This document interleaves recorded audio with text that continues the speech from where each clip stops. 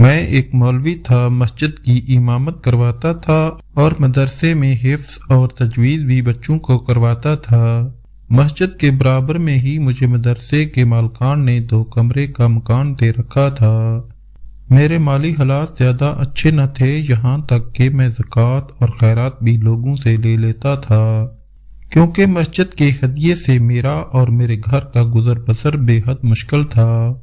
اس مہنگائی کے دور میں جہاں 2 بچوں کی پرورش کرنا بھی ایک امتحان بن چکا ہے۔ میری تو جوان 7 بیٹیاں تھیں جنہیں میں نے قرآن اور دین کی تعلیم سے ہی آراستہ کیا تھا۔ سکول کی انہوں نے شکل بھی نہیں دیکھی تھی، تو وقت کی روٹی کے علاوہ میں انہیں مزید سہولتیں دینے سے قاصر تھا۔ میری اہلیہ انتقال کر چکی تھی، میں اکیلا ہی اس ذمہ داریوں سے نمٹنے کے لیے رہ گیا تھا۔ میری ساری بیٹیاں خوش شکل تھیں، لیکن جہیز نہ ہونے کی وجہ سے ان کے رشتے نہیں ہو رہے تھے۔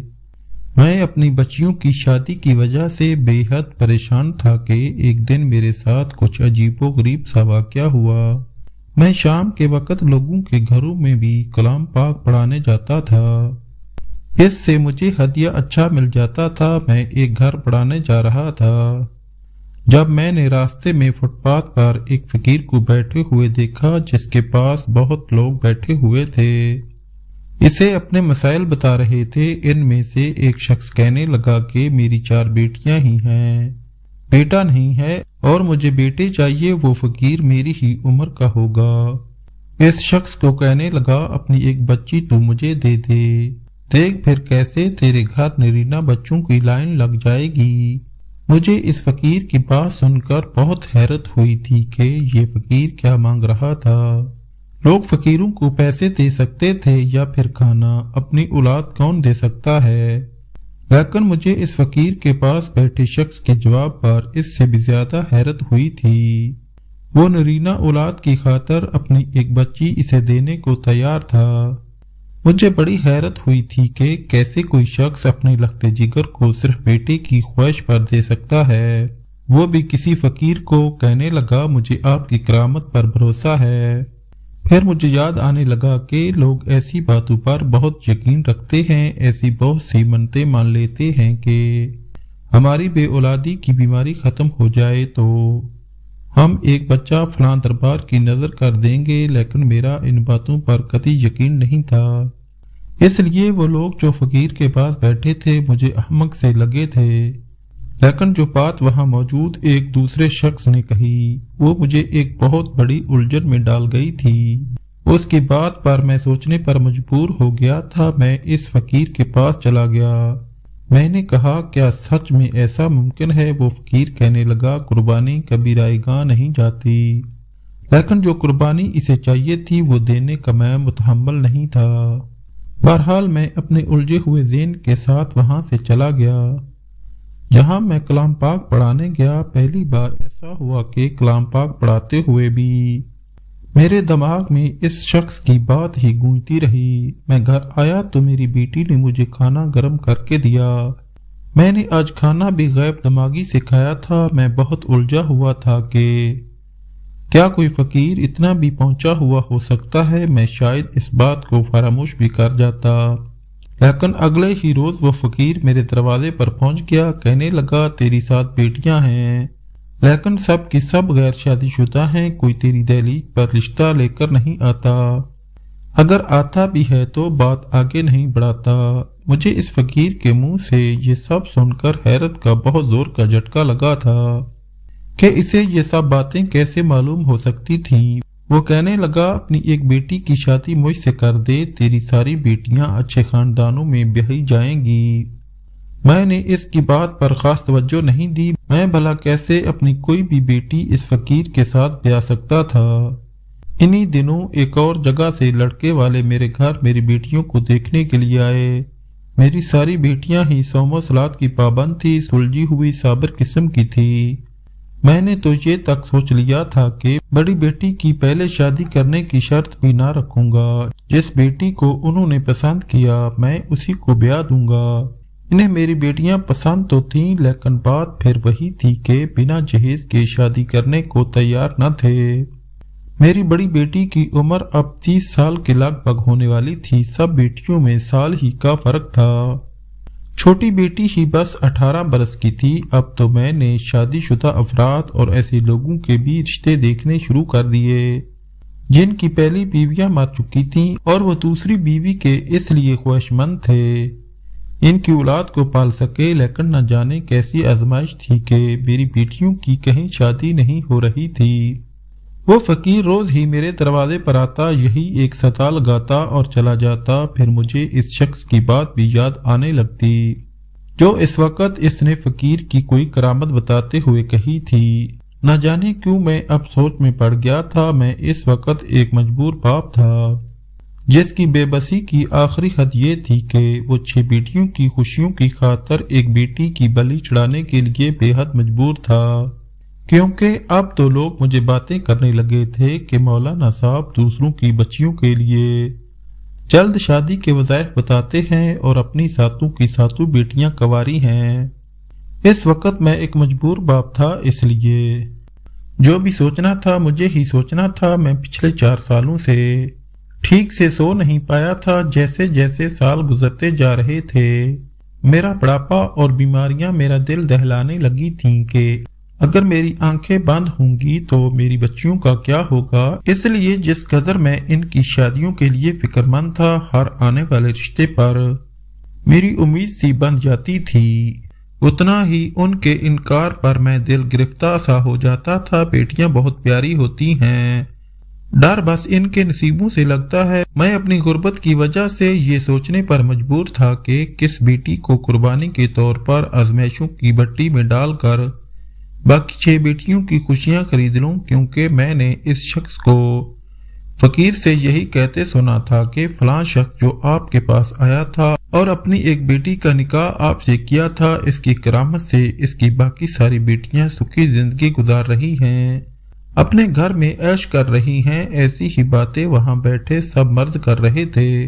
اب امتحان ایک باپ کا تھا۔ میں چارپائی پر بے چین سا لیٹا ہوا تھا۔ میں نے کروٹ لی اور آنسو سے لبریز آنکھیں بند کی تو سب سے پہلے سب سے بڑی بیٹی کا چہرہ آنکھوں کے سامنے آیا۔ پہلی بار مجھے باپ کا درجہ اسی نے دیا تھا، پہلی بار مجھے ابا اسی نے پکارا تھا۔ میری پہلی اولاد تھی، میرے جگر کا گوشہ۔ میرے ساتھ حالات کی چکی میں صبر کے ساتھ وہی سب سے زیادہ پسی تھی۔ اکثر یہ ہوتا کہ عید کے کپڑے خریدتے ہوئے پیسے کم پڑ جاتے تھے تو وہ میرے کان کے پاس آ کر سرگوشی کرتی، ابا میرے لیے کپڑے رہنے دیں، چھوٹی کو لے دیں، وہ چھوٹی ہے، عید والے دن بچوں کے ساتھ کھیلنے جائے گی تو سب بچے نئے لباس میں ہوں گے تو اس کا دل دکھے گا۔ میں نے نفی میں سر ہلایا کہ نہیں بڑی بیٹی نہیں۔ پھر میں نے دوسری جانب کروٹ بدلی۔ بے چینی بہت زیادہ تھی، آنسو ٹوٹ کر آنکھوں سے نکل کر تکیا بھگو گئے تھے۔ دوسری بیٹی کے بارے میں ایسے خیال ستانے لگے کہ سب سے چھوٹی بیٹی کی خاطر باقی 6 نے اپنی ضروریات پر بھی صبر کے گھونٹ پیے تھے، لیکن سب نے چھوٹی بیٹی کے لاڈ اٹھائے تھے۔ اس لیے بڑی مشکل سے میں نے یہ فیصلہ کیا کہ باقی سب نے بہت تنگیاں کاٹ کر چھوٹی بیٹی کی ہر فرمائش کو پورا کیا ہے، اس لیے اسی بیٹی کو فقیر سے بیاہ دیتا ہوں، کم از کم یہ ملال تو نہ ہوگا۔ اس کی کبھی خواہشات پوری نہیں ہوئی۔ صبح تک میں فیصلہ کر چکا تھا، اس لیے اس فقیر کی ہانک لگانے پر میں نے دروازہ کھولا اور اس سے کہا کہ میں اس کا نکاح اپنی چھوٹی بیٹی سے کرنے کو تیار ہوں، لیکن رخصتی اس وقت دوں گا جب میری 6 کی 6 بیٹیاں اچھے گھر میں بس جائیں گی۔ وہ فقیر کچھ دیر مجھے غور سے دیکھتا رہا، پھر میری بات مان گیا۔ میرے لیے یہ وقت بھی بے حد کڑا تھا۔ میں نے اپنی چھوٹی بیٹی کو ایک خوبصورت لباس لا کر دیا، اسے کہا یہ پہن کر تیار ہو جاؤ۔ وہ نیا جوڑا دیکھ کر بڑی خوش ہو گئی۔ سرخ رنگ کے جوڑے پر سرخ چوڑیاں پہنے مجھے دکھانے لگی۔ ابا میں کیسی لگ رہی ہوں؟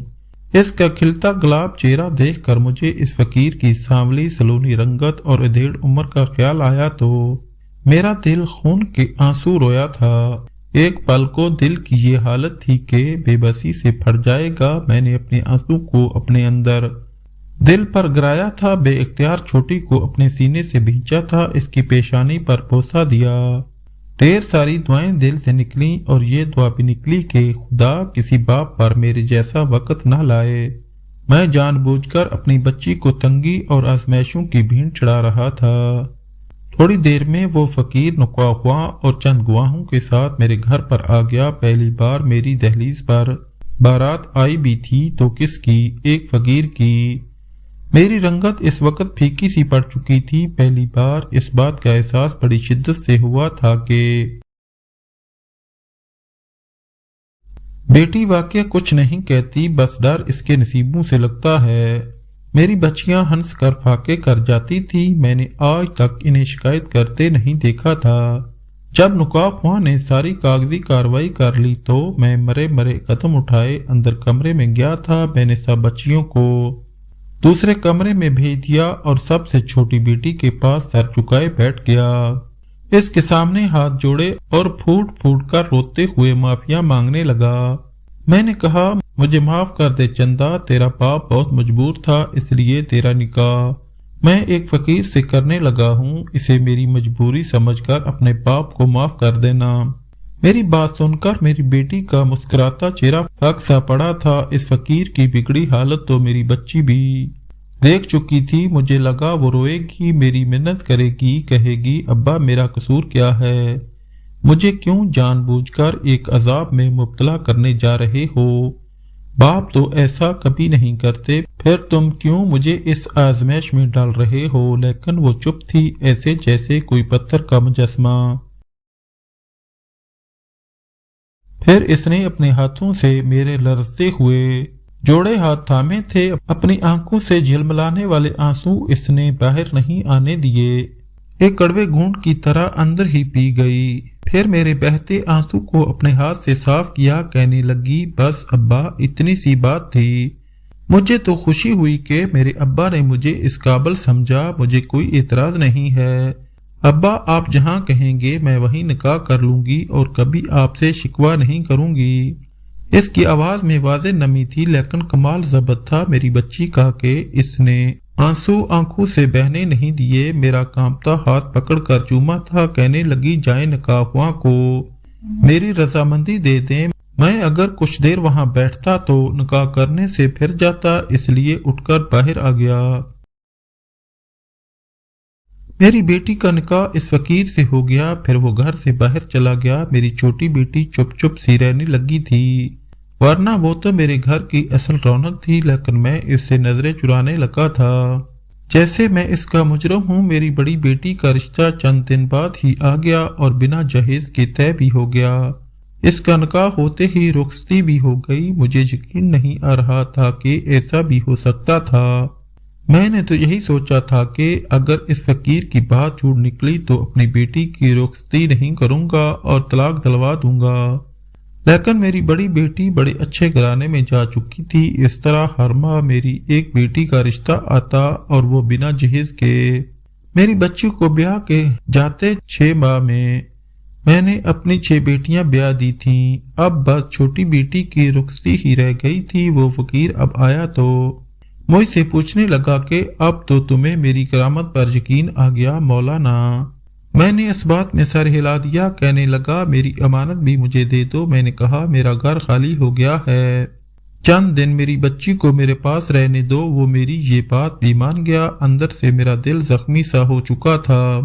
मेरा दिल नहीं चाह रहा था कि मेरी बच्ची इस फकीर के साथ रुखसत होकर जाए, लेकिन अपनी जबान से फिर जाने का मतलब तो ये था कि बाकी बच्चियां भी वापस मेरी दहलीज पर आ जाती। इसलिए मैंने चंद दिन बाद कड़े दिल से अपनी बेटी इस फकीर के साथ रुखसत की थी। चंद माह तो ऐसे ही गुजर गए मस्जिद और मदरसे की जिम्मेदारियों में। मैं अपनी बेटियों को अक्सर नजरअंदाज कर गया था, लेकिन फिर सोचा कि मुझे अपनी बड़ी बेटी से मिलने जाना चाहिए कि मैं शादी करने के बाद बच्चियों से मिलने गया ही नहीं। पहले मैंने अच्छे अच्छे फल खरीदे, फिर साफ सुथरा लिबास पहना और रक्शे में बैठकर बड़ी बेटी के ससुराल पहुंच गया। लेकिन हैरत का झटका लगा जब मैंने दरवाजा बजाकर मेरा हाथ दुखने लगा, लेकिन दरवाजा किसी ने नहीं खोला। मुझे पहले ये भी ख्याल आया कि हो सकता है कहीं गए हूं, लेकिन कोई तो होता। मुझे परेशानी सी लाहक होने लगी थी। मैंने गली में खेलते बच्चों को रोक कर पूछा कि ये कहाँ गए हैं। मुझे ये था शायद इन्हें मालूम होगा, लेकिन जो खबर इन लोगों से सुनने को मिली मेरे तो होश ही उड़ गए थे। कहने लगे हम इन लोगों के बारे में कुछ नहीं जानते, ये तो बस एक माँ के लिए ही आए थे, बेटे की शादी कर ली, चंद माह रहकर पता नहीं कहाँ चले गए। ये सुनकर मेरे तो होश उड़ गए थे। मैंने कहा कुछ पता है कि वो कहाँ गए हैं, लेकिन वो लड़के अनजान थे। मेरा तो दिल ही धड़कना भूल गया था। वो लोग तो कह रहे थे कि बरसों से इसी मोहल्ले में रह रहे थे, तो क्या वो लोग झूठ बोल रहे थे। मुझे लगा किसी ने मेरे अंदर से दिल ही खींच के निकाल लिया हो। मैं फौरन से दूसरी बेटी के घर पहुंचा तो वो भी वहां मौजूद नहीं थी। वो लोग भी वक्ती तौर पर वहां किराए के मकान में रहते थे, अभी एक माह पहले ही जा चुके हैं। ये खबर मुझे 6 बेटियों के ससुराल वालों से सुनने को मिली। मैं घर पहुंचकर अपना सर पकड़कर बैठ गया था। मेरी बेटियां न जाने कहाँ चली गई थीं। मैंने तो फकीर की बात पर ही भरोसा कर लिया था कि वो करामती बाबा है, इसलिए रिश्तों की ज्यादा छानबीन नहीं करवाई थी। जो रिश्ता आता रहा मैं शादियां करता रहा, लेकिन अब मेरी अकल मफलूज होने लगी थी। मैं अपनी सब बच्चियों को अपने हाथ से खो चुका था। मुझ जैसा भी बदनसीब बाप कोई न होता होगा। मैंने तो यही समझा कि एक बेटी की यूं कुर्बानी देने से मेरी बाकी की सारी बेटियां सुख की जिंदगी गुजारेंगी, लेकिन मेरी तो बेटियां ही न जाने कहाँ चली गई थी। मैं अब इन्हें कहाँ ढूंढूंगा। मैं बेहद परेशान था कि एक दिन मुझे वही शख्स नजर आया जो इस फकीर और करामत पर यकीन दहानी करवा रहा था, जो कह रहा था कि वो फकीर न जाने कौन सा नेक बंदा है। मुझे देखकर वो शख्स घबरा गया और भागने लगा। मैं इसके पीछे भागा और इसे पकड़ लिया। मैंने कहा बताओ कि वो फकीर कहाँ है। वो कहने लगा कौन सा फकीर, मैं किसी फकीर को नहीं जानता। मैंने कहा जिसकी तुम करामत इस दिन ऊंची आवाज में सुना रहे थे। कहने लगा मुझे माफ कर दो, मुझे तो इस काम के इस शख्स ने पैसे दिए थे। ये सुनकर तो मैं चकरा कर रह गया था। वो शख्स ये सब मुझे दिखाने के लिए कर रहा था। मुझे फंसाकर मेरी बच्चियों को मुझसे हथियाना चाहता था और वो इस काम में कामयाब भी हो चुका था। मैं रोने लगा कि न जाने मेरी बच्चियां किस हाल में होंगी, कहाँ होगी। चंद माह ऐसे ही गुजर गए। मैं अब हर वक्त रोता रहता था। मेरी कुल कायनात मेरी बच्चियां ही तो थीं। मैं इन्हें कहाँ ढूंढता। 6 माह के बाद मुझे लाहौर जाना हुआ तो मैंने वहां इस शख्स को देखा और जो इस फकीर के साथ था। एक पल के लिए तो मेरा दिमाग ही चकरा गया। मेरी 7 बेटियां इसके साथ थीं और उजड़े हुए हुलिये में थीं। मैं भागम भाग जब इन तक पहुंचने लगा, वो फकीर इन्हें एक हाई रूफ में बिठा कर जा चुका था। मैंने एक रक्षा लिया। इस हाई रूफ का नंबर मैंने याद कर लिया था। वो हाई रूफ एक पुराने से घर के सामने रुकी थी। वो मेरी बच्चियों को इस घर के अंदर ले गया। मैं कहीं छुप गया। जब वो शख्स इस घर से बाहर निकला तो मैं इस घर की दीवार फलांग कर दूसरी जानब उतरा तो इस वक्त वहां बाहर सेन में कोई न था। मैं बड़ी एहतियात से अंदर जा रहा था। मुझे एक कमरे से चीखने चिल्लाने की आवाजें आने लगी। मैं इसी कमरे के पास पहुंच गया। वहां की खिड़की खोलकर देखा तो अंदर का मंजर देखकर मेरा दिल दहल गया। एक औरत जो मेरी तीसरी नंबर की बेटी की सास बन आई थी, वो मेरी बच्चियों और दूसरी भी बहुत सी लड़कियों पर चिल्ला रही थी। कह रही थी कि अगर तुम लोगों ने रोज की बुनियाद पर 2000 भीख के जमा न किए, रात की रोटी इसे खाने को नहीं मिलेगी। और तुम लोग क्या चुप चुप सी सड़कों पर खड़ी रहती हो। लोगों के पास जाकर भीख मांगा करो। मेरी बेटी कहने लगी कि हमने अल्लाह के सिवा किसी से कुछ नहीं मांगा। हमें अल्लाह के अलावा किसी से मांगने की आदत नहीं है। मेरी बेटी की इस बात पर इस औरत ने एक जोरदार तमाचा मेरी बेटी के मुंह पर मारा। कहने लगी अल्लाह के नाम पर अगर तूने नहीं मांगा तो अपनी शामत याद रखना। वो मेरी बेटी के सर के बाल पकड़कर बोली कि मेरी बेटी दर्द से कराने लगी। मैं वहीं से वापस लौट गया और अगले रोज मैं पुलिस को अपने साथ इस जगह ले गया। वो सारा गिरोह पकड़ा गया। वो लोग निकाह करके लड़कियों को अगवा करके लाहौर ले आते थे और इसके बाद इनको जबरदस्ती भीख मंगवाते थे। मेरी बेटियां रोती बिलखती हुई मेरे साथ लग गई थी। मैं इन्हें वापस अपने घर पर ले आया। जिन लड़कों से इस फकीर ने मेरी बेटियों का निकाह करवाया था वो किराए के थे। निकाह के फौरी बाद तलाक देकर पैसे लेकर चले गए।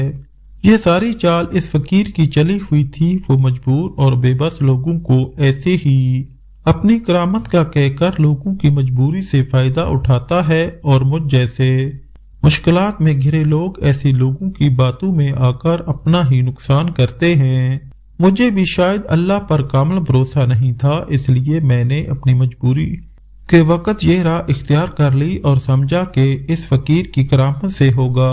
हालांकि मैंने हमेशा यही दर्स दिया था कि अल्लाह से होता है और गैरुल्लाह से नहीं होता, लेकिन मैंने शायद ये अल्फाज दिल से यकीन के साथ अदा नहीं किए थे, इसलिए मुझे ये सजा मिली।